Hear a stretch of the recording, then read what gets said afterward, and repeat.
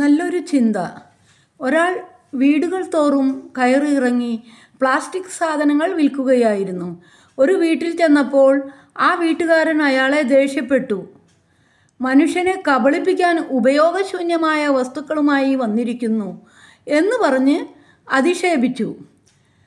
അല്പസമയം മൗനമായി നിന്ന ശേഷം അയാൾ ചോദിച്ചു, സാറിനെ പലരും കബളിപ്പിച്ചിട്ടുണ്ട് അല്ലേ?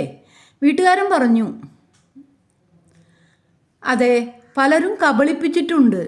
കച്ചവടക്കാരൻ പറഞ്ഞു, ഞാൻ താങ്കളെ മുൻപ് ഒരിക്കലും കബളിപ്പിച്ചിട്ടില്ലല്ലോ. വീട്ടുകാരൻ പറഞ്ഞു, നാം തമ്മിൽ ആദ്യമാണല്ലോ കാണുന്നത്. അയാൾ വീണ്ടും പറഞ്ഞു, സാർ മറ്റുള്ളവർ കബളിപ്പിച്ചതിന് എന്നോട് എന്തിനാണ് ദേഷ്യപ്പെടുന്നത്? സാറിന് ഒന്നും വേണ്ടെങ്കിൽ ഞാൻ പോയിക്കൊള്ളാം. പക്ഷേ 20 വർഷമായി ഞാൻ ഈ ജോലി ചെയ്യാൻ തുടങ്ങിയിട്ട് ഇന്ന് വരെയും ഒരാളെപ്പോലും കബളിപ്പിച്ചിട്ടില്ല. ഒരിക്കലെങ്കിലും കബളിപ്പിക്കപ്പെട്ടില്ലാത്തവർ ആരെങ്കിലും ഉണ്ടാവുമെന്ന് തോന്നുന്നില്ല. എന്നാൽ എല്ലാവരും കബളിപ്പിക്കുന്നവരല്ല.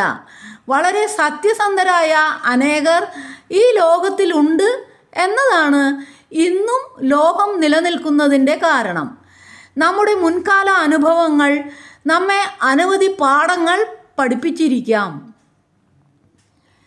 എന്നാൽ എല്ലാവരെയും ഒരേപോലെ തെറ്റിദ്ധരിക്കുന്നതിന് അനുഭവങ്ങളെ ഉപയോഗിച്ചുകൂടാ. വിവേചനപൂർവം അനുഭവങ്ങളെ മനസ്സിലാക്കിയില്ലെങ്കിൽ നാം സ്വയം കബളിപ്പിക്കപ്പെടുവാൻ ഇടയാകും. ജീവിതത്തിൻ്റെ രണ്ടറ്റം കൂട്ടിമുട്ടിക്കുവാൻ ബന്ധപ്പെടുന്നവരാണ് അനേകരും. ആ പ്രയത്നത്തിൽ ചിലർ വ്യാജമാർഗങ്ങൾ ഉപയോഗിച്ചേക്കാം. മറ്റു ചിലർ വിശ്വസ്തയോടെയും പ്രവർത്തിക്കും.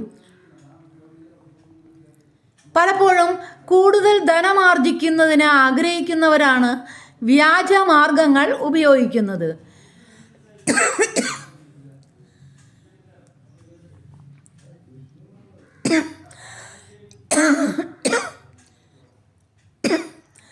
ജീവിക്കുവാൻ വേണ്ടി മാത്രം അധ്വാനിക്കുന്നവർ പലപ്പോഴും വിശ്വസ്തരായിരിക്കും.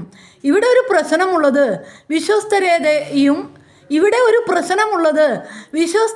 കബളിപ്പിക്കുന്നവരെയും തിരിച്ചറിയുവാനുള്ള പ്രയാസമാണ്. എന്നാൽ നമുക്കൊരു കാര്യം ചെയ്യാനാവും. ആരെയും കബളിപ്പിക്കാതെ ജീവിക്കുക. കബളിപ്പിക്കപ്പെട്ടാലും കബളിപ്പിക്കാതിരിക്കുക. ദേഷ്യപ്പെടുന്നവരോട് സമചിത്തയോടെ ഇടപെടുവാൻ കഴിയുക. വെറുക്കുന്നവരെയും സ്നേഹിക്കുവാൻ ഇടയാകുക. ഇങ്ങനെയൊക്കെ സാധിക്കുന്നതാണ് ജീവിതത്തിൻ്റെ മഹത്വം.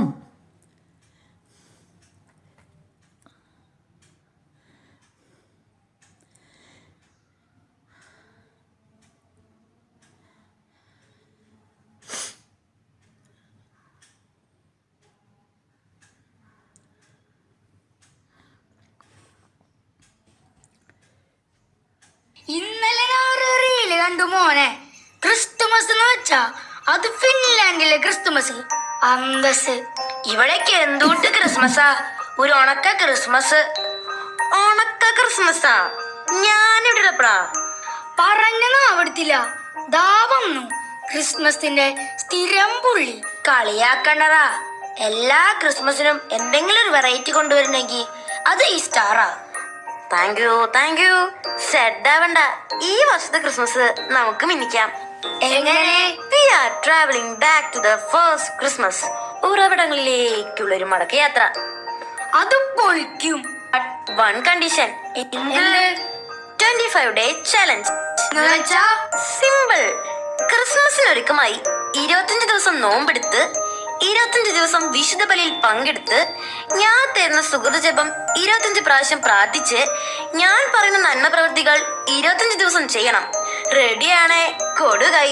ഞങ്ങൾ എപ്പോഴേ റെഡി. അപ്പോ 25 ഡേയ്സ് മിന്നിക്കല്ലേ? അപ്പോ ഇന്നത്തെ സുഹൃത ജപം മറക്കണ്ട. എന്റെ ഉണ്ണീശോയെ എനിക്ക് നീ മാത്രം മതി. അപ്പോ ഇന്നത്തെ സൽപ്രവൃത്തിയോ? ഇന്ന് കുർബാന കഴിഞ്ഞ് ഈശോയെ നോക്കി ഒരു ഐ ലവ് യു ജീസസ് പറഞ്ഞോളോട്ടാ. I love you Jesus.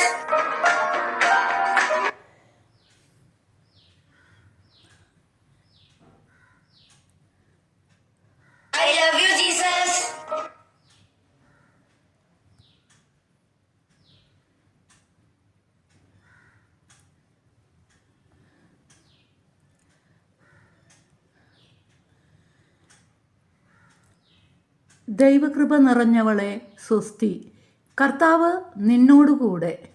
മംഗളവാർത്താക്കാലം.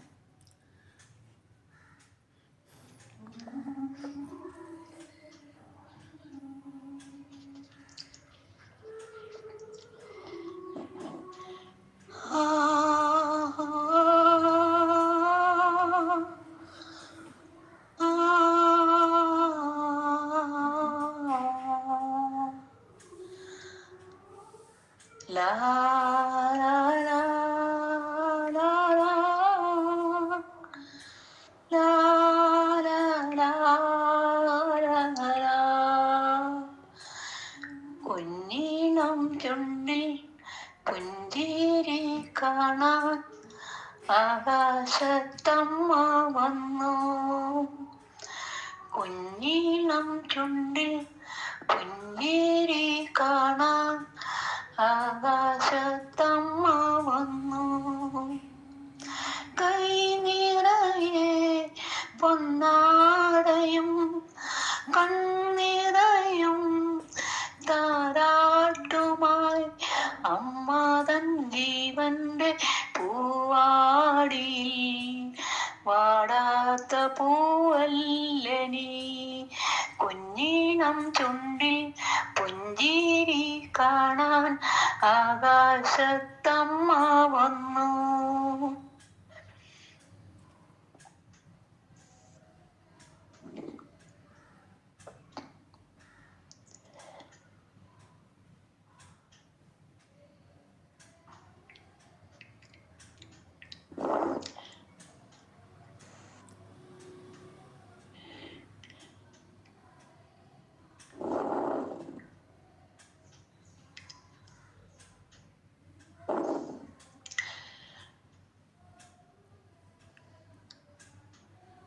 കണ്ണിൽ കണ്ണിൽ കണ്ണീനിലാവേ കണ്ണീരു മാറ്റു നീ. എന്നും ചിരിക്കും പൂങ്കാറ്റുപോലെ എങ്ങും കുളിർ വീശിവാ. ഇന്നെന്റെ താരാട്ടിൻ താളമായി പൊന്നുണ്ണി നീയോടിവാ. പൊന്നുണ്ണി നീയോടിവാ. കുഞ്ഞീണം ചുണ്ടിൽ പുഞ്ചിരി കാണാൻ ആകാശത്തമ്മ വന്നു.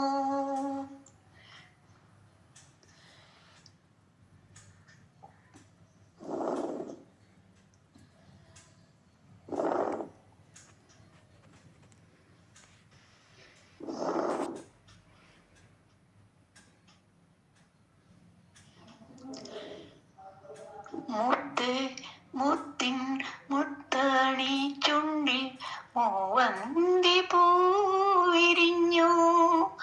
കാലം കളിക്കും കാലൊച്ച കേൾക്കാൻ കാതോർത്തു നിൽപ്പൂ ഞാൻ. നീ എൻ്റെ ജീവന്റെ ജീവനിൽ ആശ്വാസമായോടിവാ. ആശ്വാസമായോടിവാ. കുഞ്ഞീണം ചുണ്ടിൽ പുഞ്ചിരി കാണാൻ ആകാശത്തമ്മ വന്നു. കൈ നിറയെ പൊന്നാടയും കണ്ണിറയും താരാട്ടുമായി അമ്മ തൻ ജീവന്റെ പൂവാടിയിൽ വാടാത്ത പൂവല്ലേ നീ. വാടാത്ത പൂവല്ലേ നീ.